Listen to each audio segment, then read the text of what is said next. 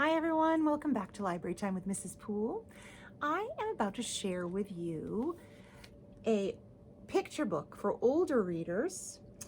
Everyone can enjoy this one, but this is another one of the books that was nominated for the California Young Reader Medal, and this is in the older picture book category. So grades 4 through 6 will be voting on this one. There will be 2 more books shared in this category, so you guys will be choosing your favorite one book out of these 3. This is an amazing story called Step Right Up, How Doc and Jim Key Taught the World About Kindness.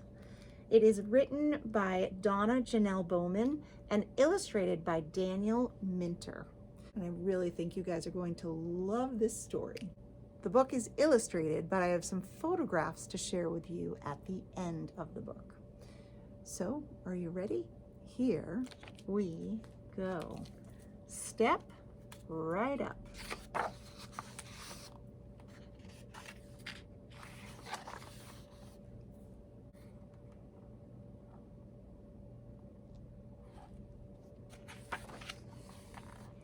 Spring 1889 stretched a blanket of wildflowers over Shelbyville, Tennessee, but William Doc Key barely noticed.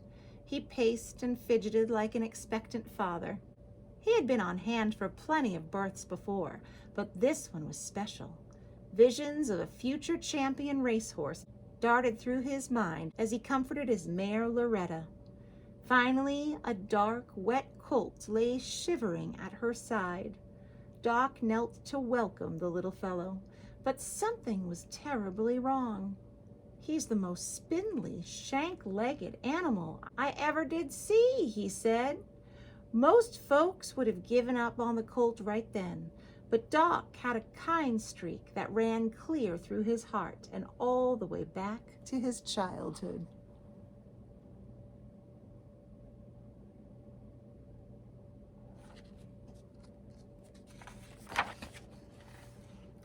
William Key was born into slavery in 1833. As a child in Shelbyville, he was full of questions about the world. In some parts of the United States, educating an enslaved person was a crime. Even where it was not forbidden, many owners did not want their enslaved people to be educated. But John and Martha Key, William's masters, like several others in Shelbyville, thought differently. So the Keys allowed William to join their sons for lessons. Learning gave William a sense of freedom.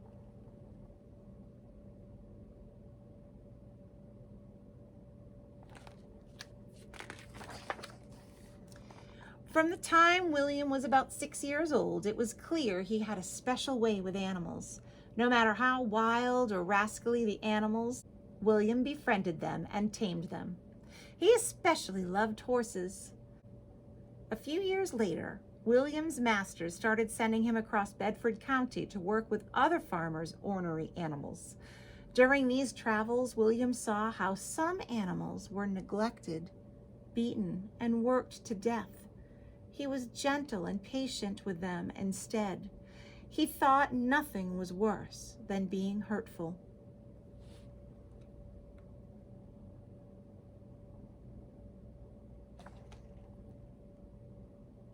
William learned all he could about caring for the injuries and illnesses of animals and people. He paid special attention when his mother taught him how to distill roots and herbs into homemade remedies. As William worked at different farms and businesses, his doctoring skills developed, and his reputation grew across Tennessee. By the time he was a young man, William was so good at treating injuries and ailments that everyone started calling him Doc Key, or just Doc.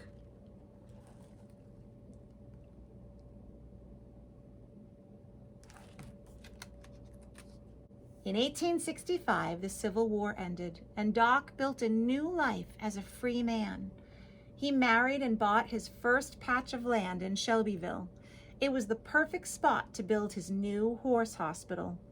Doc also perfected his own line of medicines, including Keystone liniment, which could be used to treat both horses and people.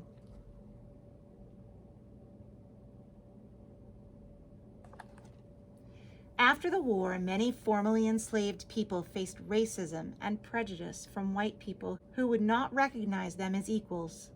Doc decided that the best way to beat the prejudice he encountered was to try and make friends with everyone and show them he could be a successful businessman.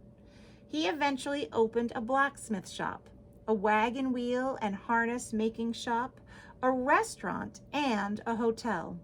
He even built a racetrack and dreamed of racing fine racehorses of his own. Doc's Keystone Liniment became so popular that he bought a medicine wagon, hired entertainers, and hit the road. He sold his medicines in towns across the South. Soon, Doc was one of the wealthiest men in Shelbyville.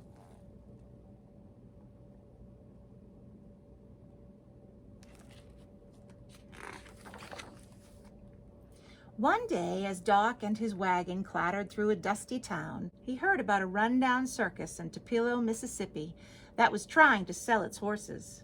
As he neared the ragtag circus, Doc spotted a scrawny gray mare. She looked neglected and abused, and she walked with a limp.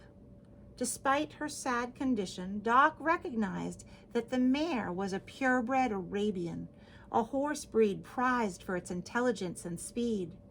Doc bought the horse named Loretta for $40 and welcomed her into his family.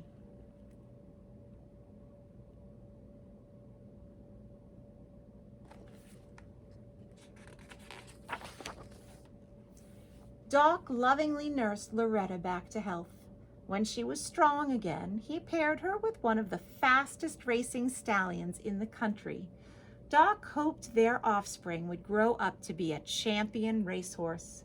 But on that spring day in 1889, the sight of the sickly colt almost broke Doc's heart. In an instant, Doc's racing dreams for the newborn horse vanished.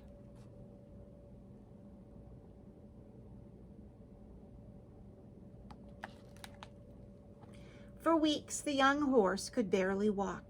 Friends urged Doc to put the colt out of his misery, but Doc wouldn't listen. Just as he had nursed Loretta back to health, Doc vowed to help her colt. He dished out just the right food and medicines. He massaged the colt's knobby legs, groomed his scraggly coat, and mulled over the perfect name to give him.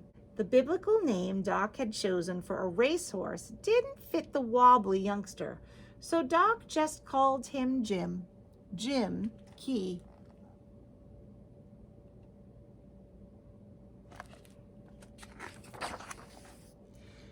Under Doc's care, Jim's health improved and his curiosity grew. Jim seemed to study Doc's every move, even when Doc played with his dog. Then one day, Jim zigzagged over with a stick dangling from his mouth. Doc laughed and tossed the stick away. Jim stumbled after it like a clumsy dog. "He was a knowing colt, I tell you," Doc said. "He showed me he could fetch and proceeded to try to do other tricks the dog could do. Jim learned to sit, play dead, act sick, and roll over on cue."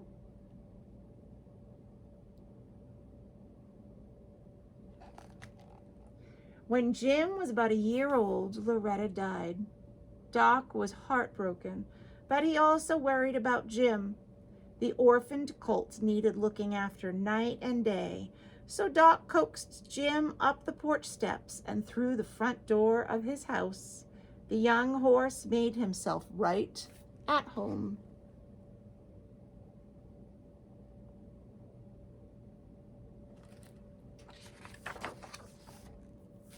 When Doc counted money, Jim watched. When Doc wrote letters, Jim watched.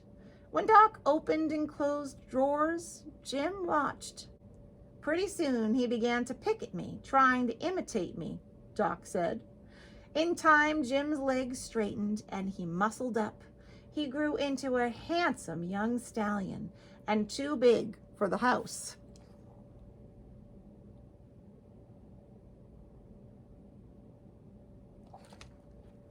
Doc knew it was time for his four-legged house guest to move back to the stable, But Jim kicked up a mighty ruckus until Doc started sleeping on the cot next to Jim's stall. Then Doc moved in his desk and most of his office. Before long, he was practically living in the stable with Jim.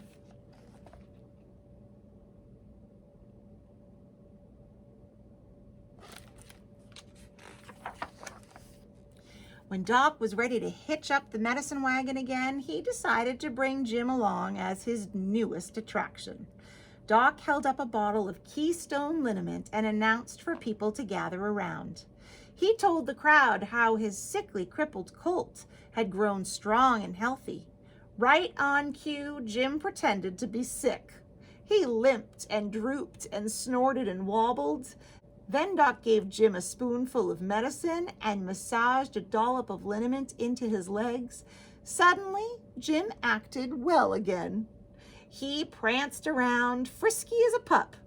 The audience clapped and laughed and lined up to buy Doc's medicines.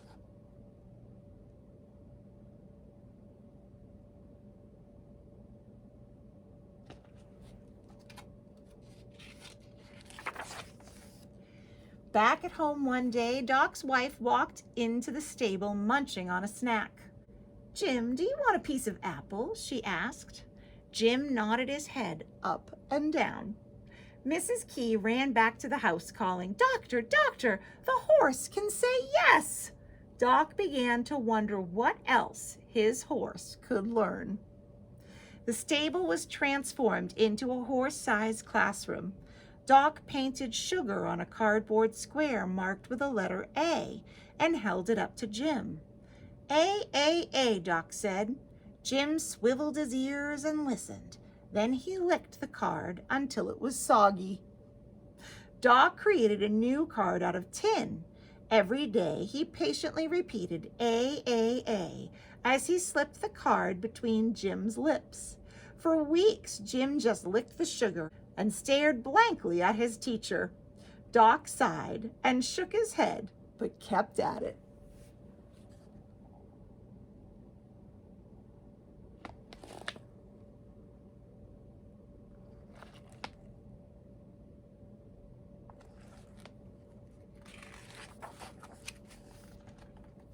After 6 months, Jim finally understood.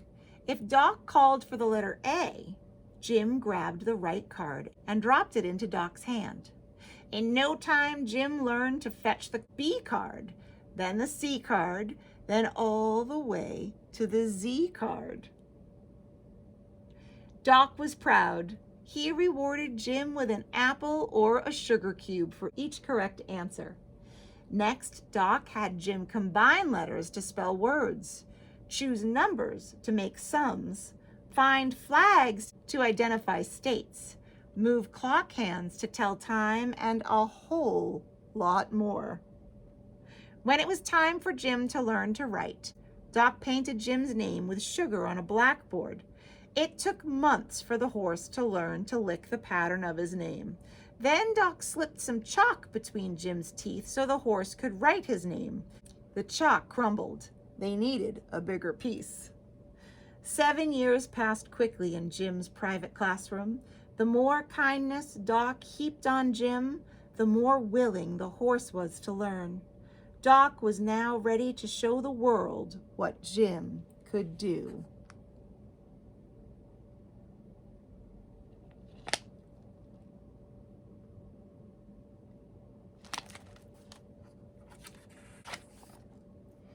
Their chance came in 1897 at the Tennessee Centennial Exposition, a huge fair held in Nashville.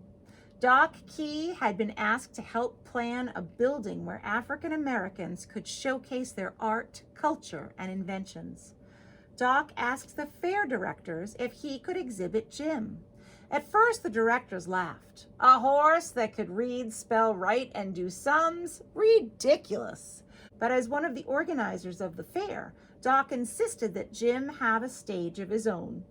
Soon, visitors were strolling past the giant seesaw and past Edison's new moving picture machine to see Jim.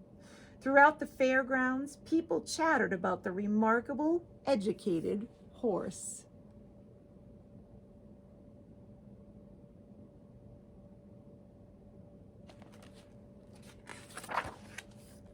During one special show, Doc greeted the packed crowd, then turned to Jim. Jim, can you show me where President McKinley sits today?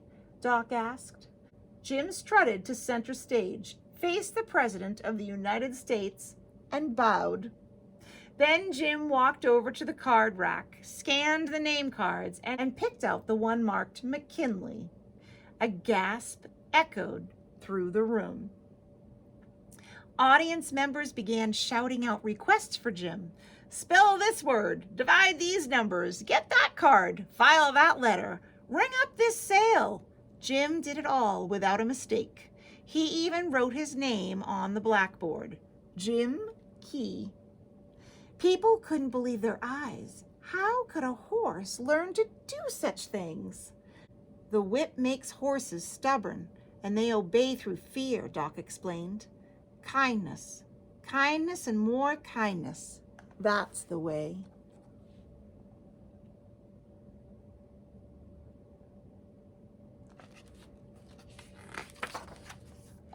After the Tennessee Centennial Exposition, Doc and Jim went on the road again. This time they had a big-time promoter, Albert Rogers, to arrange performances for them. News of Jim's remarkable skills spread across the country. Admiring reporters began calling the horse Beautiful Jim Key. The name stuck. Doc and Beautiful Jim Key performed around the country, but the further south they traveled, the more racial discrimination Doc faced. Often he wasn't allowed to eat in the same restaurants, sleep in the same hotels, or ride in the same railroad cars as white people. Sometimes Doc and Jim weren't allowed to perform because people didn't believe Doc's claims of his horse's skills. When Doc offered to perform for schools in Cincinnati, Ohio, a school board member replied, "We can't close our schools for horse shows." And people who didn't know about Doc's gentle training methods worried that Jim might be an abused horse performing out of fear.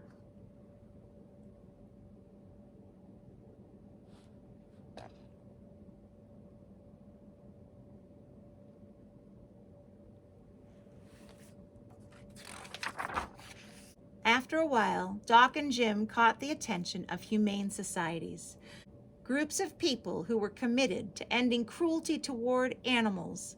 Like Doc, members of the humane societies believed that animals were intelligent, capable of emotions, and willing to learn if treated well. They deserved protection.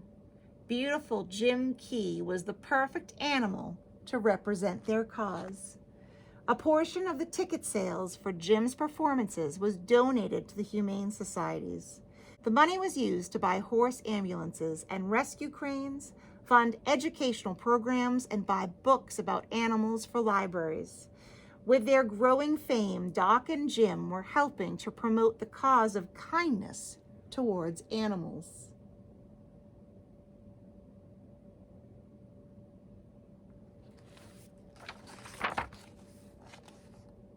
Beautiful Jim Key, the educated horse.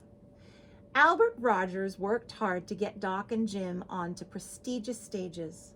In New York, they performed in their own Broadway play, The Scholar and a Model Office Boy. Jim played the parts of a student and a clerk.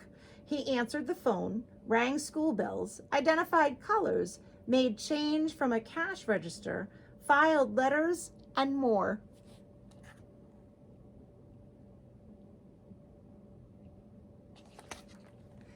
At a performance in St. Louis, Jim showed off his math skills. A man called out, "Jim, if you take 7, multiply it by 3, add 9, divide by 3, and subtract 7, what should the answer be?" Jim paused for a moment, then picked up the card marked with a 3. The man jumped to his feet. "You're wrong, Jim," he shouted. "The answer is 7. Jim shook his head. No, no, no. The audience hurried to do the math. It turned out that Jim was correct. The answer was 3. People asked Doc if any horse could learn the skills Jim had mastered. He said yes, providing he has not been abused.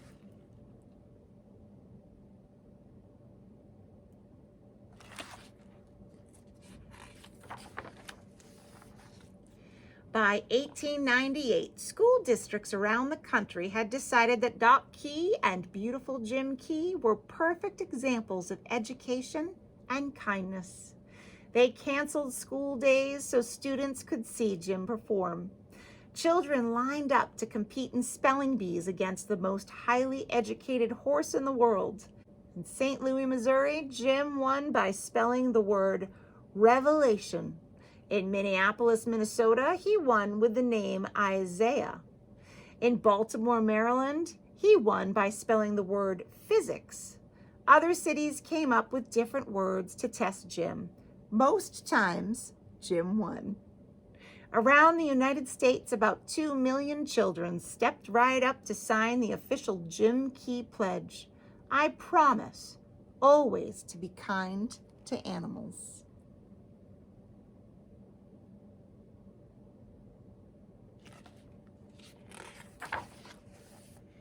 Doc Key and beautiful Jim Key were now famous. Record-breaking crowds packed coliseums, theaters, and music halls across the nation to see them. In every city and town, thousands of people bought tickets to attend Doc and Jim's performances.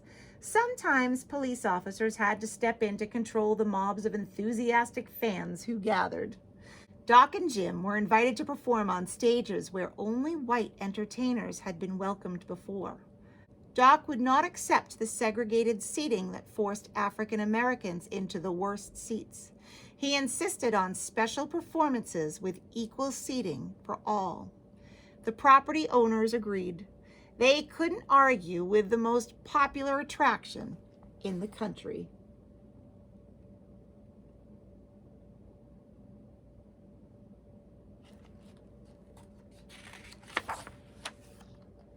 In spite of Jim's many skills, skeptics tried to prove that Doc and Jim's act was all a hoax.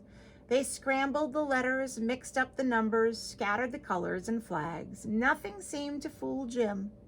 In 1901, an investigation was conducted by professors from Harvard University. They studied Doc and Jim's performances, looking for signs of trickery.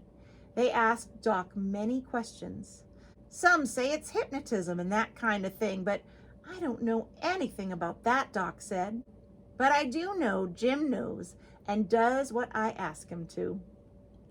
The next day, the Boston Daily Globe newspaper printed an article with the results of the Harvard study. The professors came to the conclusion that there were no tricks or hoax. It's simply education, they said.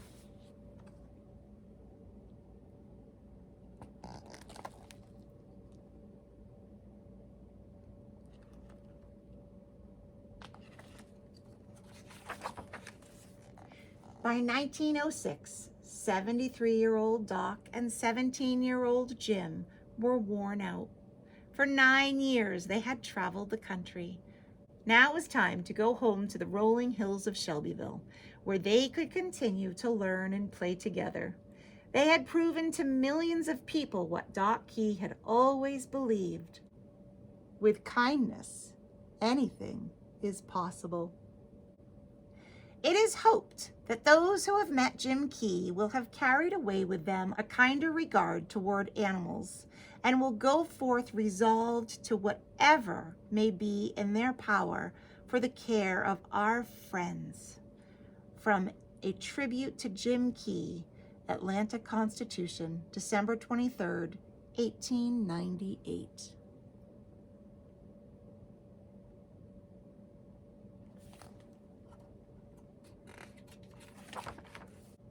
The end. That is such a remarkable story. I just love it. Here is a picture of William Doc Key in the year 1900. Here is an actual photograph of the horse. This is actually an image that was painted in the book.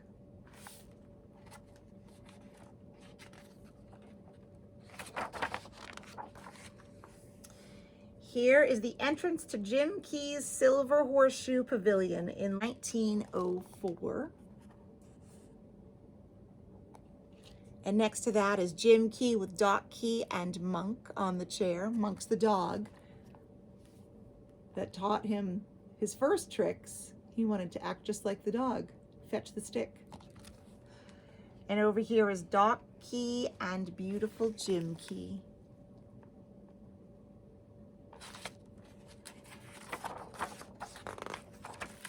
That is an incredible and inspirational story about kindness. I wanted to just read you guys one little excerpt from this. It says, Jim was a pampered celebrity, but for many animals, the 19th century was an especially cruel time. Thousands of streetcar horses died every year from overwork and mistreatment. Too often, people took out their frustrations and anger on large and small animals, believing they could not think, reason, or feel pain. In 1866, Henry Bergh founded the American Society for the Prevention of Cruelty to Animals, the ASPCA. In 1868, George Angell founded the Massachusetts SPCA, and later the American Humane Education Society. More humane societies followed. Each organization gained supporters once Doc and Jim showed that kindness was a more powerful tool than cruelty when training animals. George Angell awarded beautiful Jim Key the Living Example Award.